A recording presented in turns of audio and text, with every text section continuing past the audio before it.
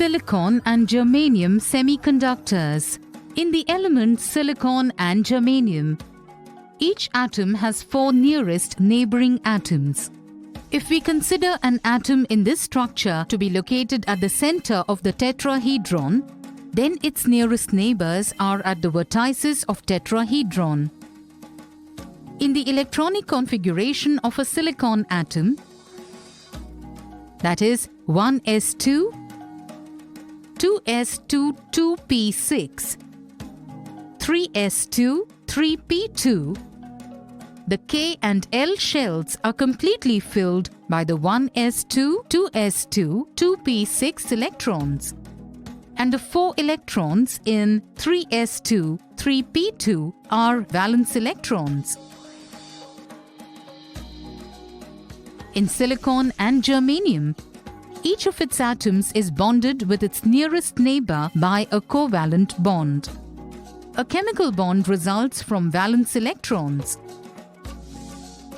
Each covalent bond has 2 electrons. To put it in a simplified way, each atom of silicon or germanium shares its 4 valence electrons with 4 nearest neighbors to form covalent bonds.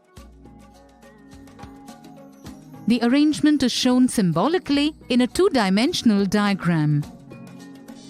At absolute zero temperature, all valence electrons are in a bound state. Therefore, at absolute zero temperature, silicon and germanium act as bad conductors. At room temperature, the atoms of the crystal execute thermal oscillations. These result in breaking some of the bonds,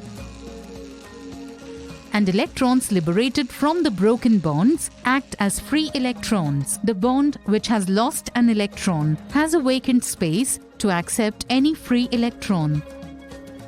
Such a vacant space with a tendency to capture an electron is called a hole. A hole effectively behaves like a positive charge. So, if the hole finds an electron liberated from some other broken bond, it will tend to capture that electron.